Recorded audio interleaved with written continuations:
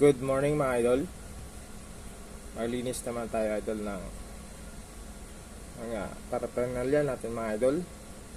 Ay papasok naman tayo idol sa ating duty mga idol.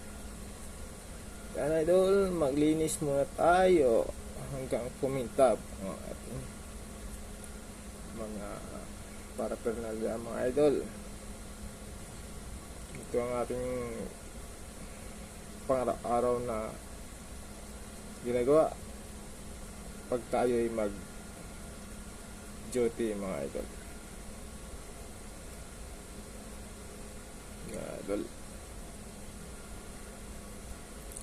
Kailangan talaga maging makintab mga idol. Yan idol, shout out sa mga ka-59 mga buddy na hindi nagsasawa na maglinis ng kanilang mga paraphernalia para lang maging snappy sa oras ng duty mga idol.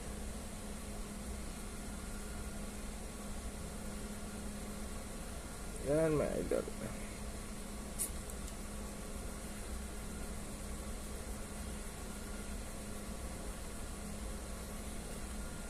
Sa iba pala na nagsasabi madali lang yung trabaho ng security guard or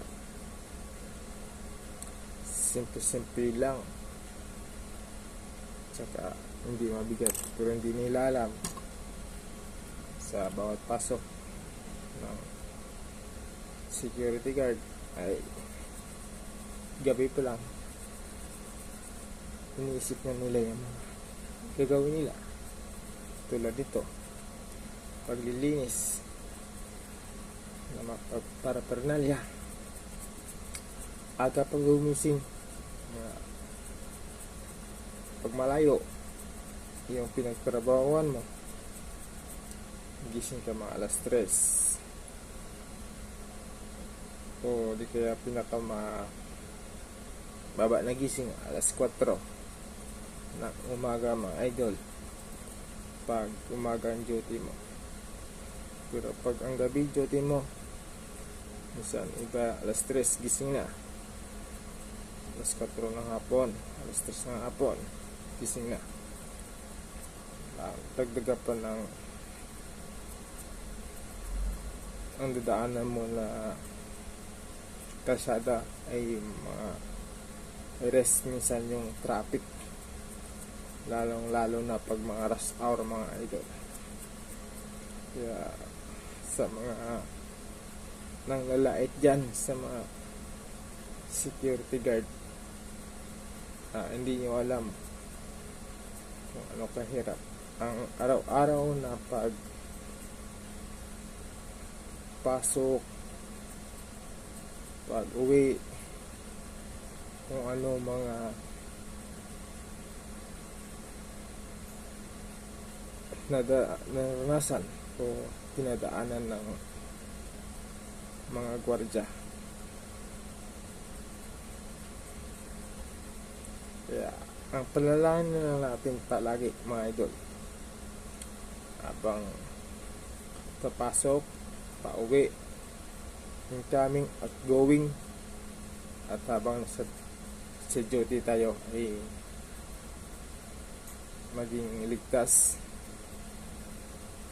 at malayo sa kapamakan, disgrasya, at siyempre magapanan ang trabaho ng tama kung ano mang ipinapatupad ng ating kliyente, ng ating security agency ay ating sundin at gapanan ng maayos para din sa ating sarili, sa ating pamilya, mga mahal sa buhay. Kaya yun ang palagi idol ang ating pinapanangin na lagi tayong ligtas sa lahat-lahat ng oras sa bawat pasok, pag-uwi sa ating mga tahanan at sa ating mga trabaho, na maging safety tayo palagi.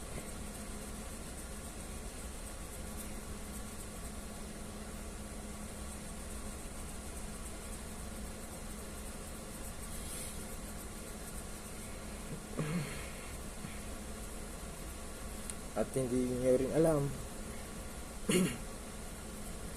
ng ating mga kapwa Pilipino, kapwa sambayanan, ay minsan sa ating security guard nagtatanong, Kuya guard, saan ba dito yung papunta ganito, papuntang Quiapo, papuntang SSS, papuntang sa ganitong lugar?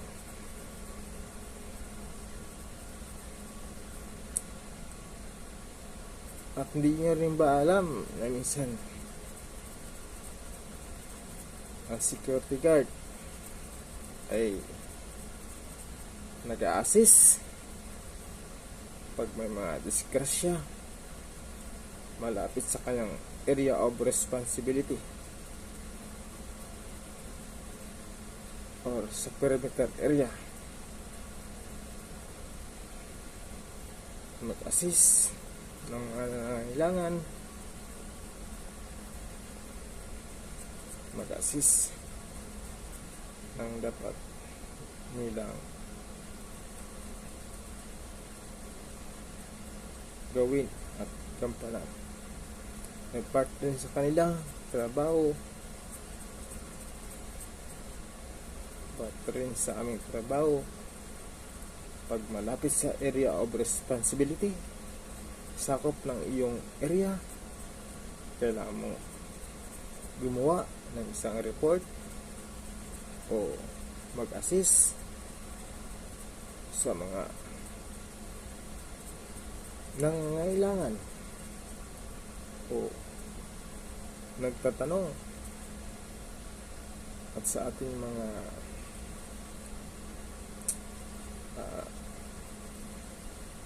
sa mga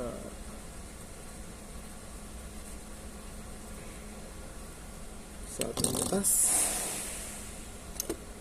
at sa mga aksidente.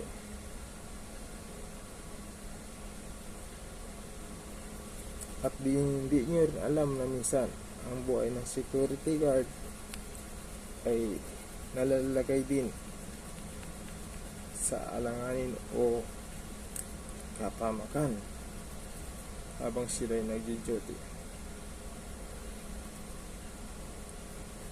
Lalong-lalo na pag ang binabantayan ay masyadong attractive, masilaw sa mga magnanakaw,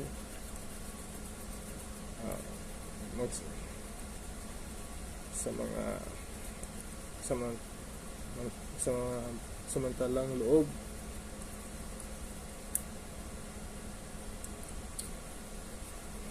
Kaya minsan ang security guard ay minsan naalanganin at nalagay sa peligro ang kanilang buhay. Kaya yan ang palaging pinapasalamatan natin na bawat pasok natin ay palagi tayong ginagabayan ng ating mahal na Panginoon sa ating mga para araw na buhay na tayo ligtas at malayo sa mga sakit.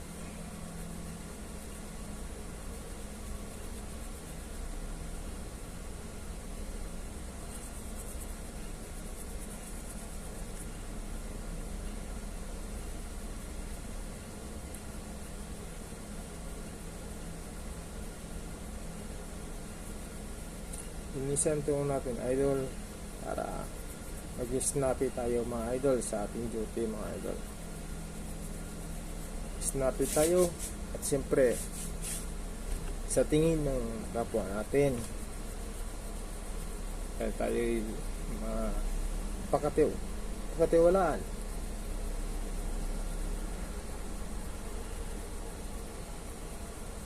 Snappy tayo. Yan.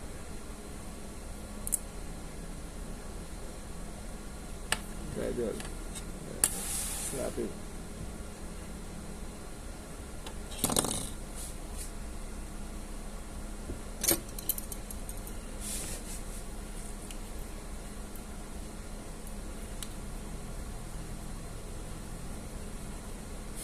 At hindi nyo rin ba alam, idol, na minsan pag tayo makatulong sa kapwa natin ay masarap sa feeling, masarap sa pakiramdam na tayo nakatulong sa ating kapwa, maliban sa ating mga trabaho, at tayo ay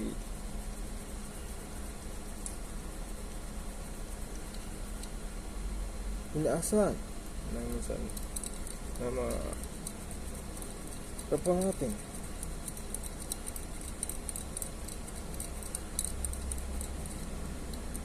Na tayo palaging pinipuntahan pag may mga dito tanong,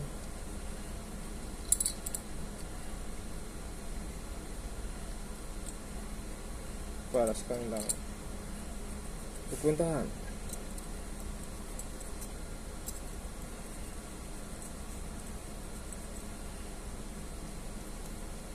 Kaya sa ating mga kapwa,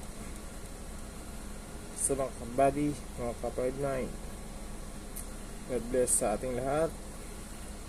Naway palagi tayong gabayan ng ating mahal na Panginoon sa ating mga araw na trabaho.